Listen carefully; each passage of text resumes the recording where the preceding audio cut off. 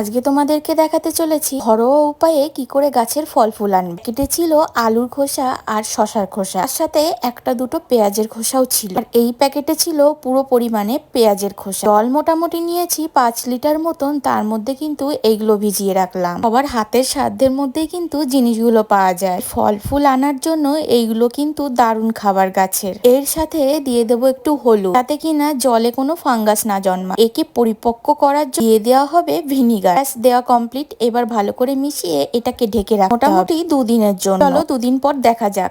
আজকে কিন্তু 2 দিন হয়ে গেছে, এর অবস্থা ঠিক এমন। আর এটাকে ছেঁকে নিতে হবে। বুড়ি দিয়ে ছাকছি, যারা অন্য কিছু দিয়ে পারবে ছেঁকে নেবে। ফ্লোরেন্স ডেলি লাইফ থেকে কমেন্ট করেছে, দি এরকম প্লাস্টিকের কাঁধে রাখলে কি কিছুদিন পরে নষ্ট হয়ে যায়? মোটামুটি একটু ভালো প্লাস্টিকের হলে অনেকদিন থাকবে, অথবা তুমি টবগুলো রং করেও দিতে পারো। যাই হোক, ওই রটার মধ্যে জল মিশিয়ে নিলাম 2-3 লিটার। তারপরে এটা ফল ফুল গাছের জন্য এইভাবেই তোমরা দিয়ে দেবে।